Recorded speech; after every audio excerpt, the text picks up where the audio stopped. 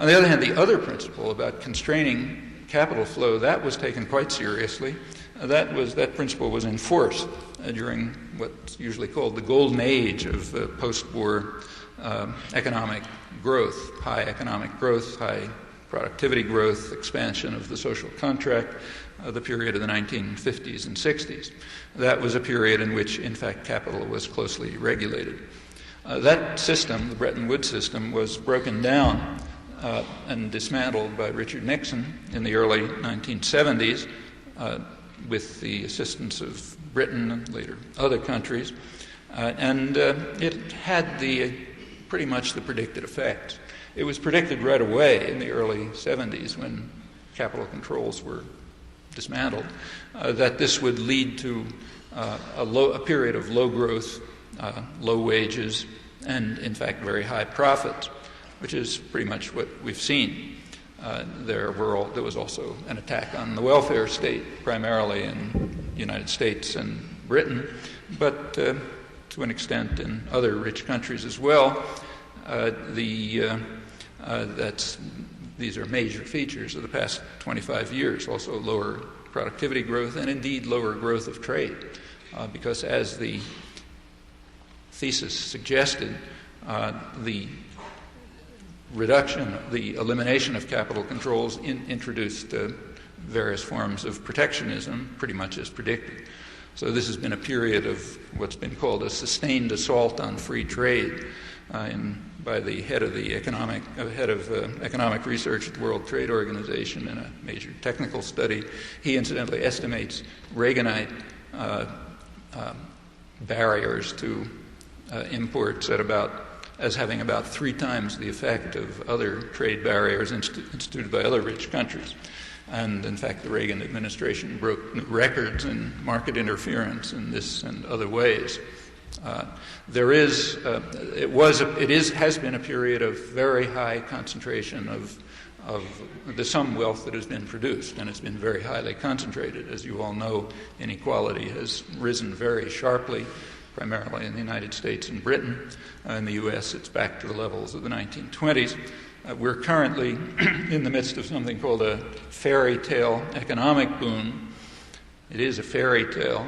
It's the weakest recovery in post-war history, far below the 50s and the 60s, and not even at the level of the rather anemic 70s and 80s.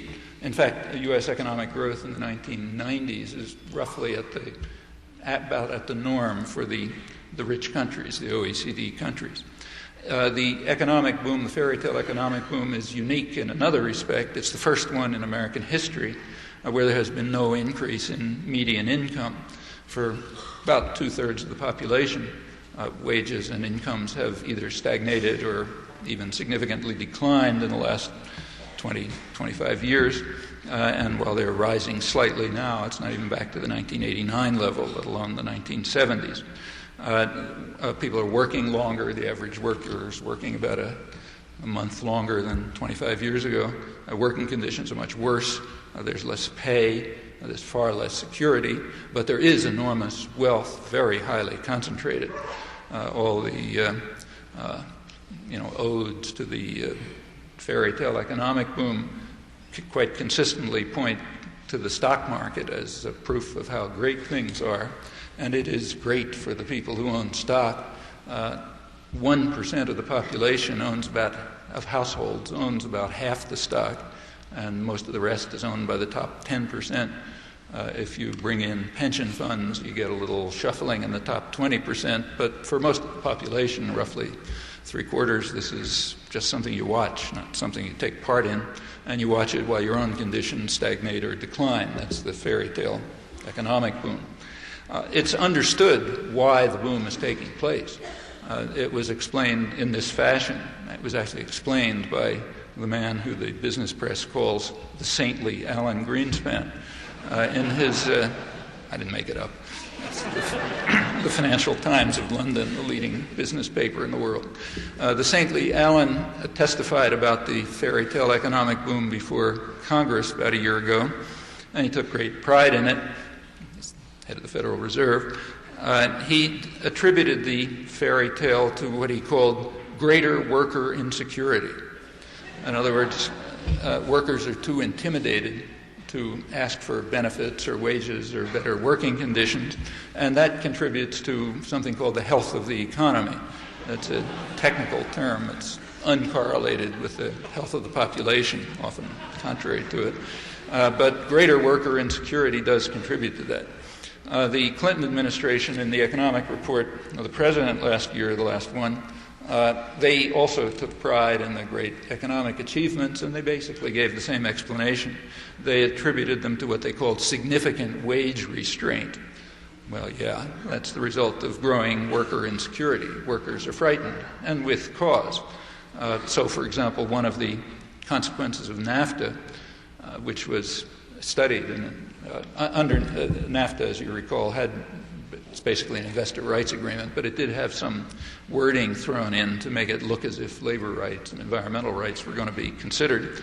Under that, the side agreement, there is a requirement that complaints about unfair labor practices must be investigated. And in the course of one of these investigations, a study was done by a well-known U.S. labor economist, Kate Bronfenbrenner of Cornell University, studying the effects of NAFTA on organizing efforts in the United States. Her report was in fact released by Canada and Mexico. It was delayed by the Clinton administration.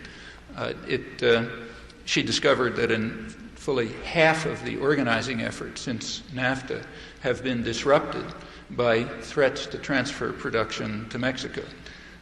For example, like a trailer can be put up outside a plant with a sign on it saying Mexico transfer job or something like that. That's all illegal, but the Reagan administration and now the Clinton administration have basically informed the business community that they're not going to apply the laws. So it may be illegal, but it happens. And those threats are not idle. After NAFTA, when organizing efforts nevertheless succeed, the rate of actual transfer is 3 times the level prior to NAFTA. These are reasons why workers are intimidated, and there are plenty of others.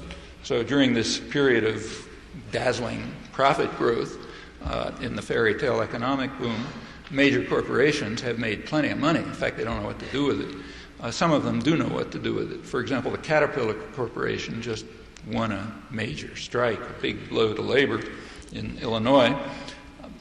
One of the techniques that they used was to make use of excess production facilities that they had created abroad, not for purposes of economic efficiency, but for class warfare. They could use their excess capacity, production capacity abroad, to undermine domestic workers, which they did, along with other measures such as the use of permanent replacement workers in violation of international conventions.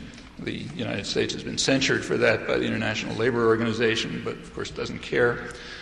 These are contributory factors to greater worker intimidation, and they're related to the lack of constraints on capital flow. In the third world, it ends up with miserable poverty and structural adjustment programs and so on. Here, it leads to a fairy tale economic boom based on growing worker insecurity.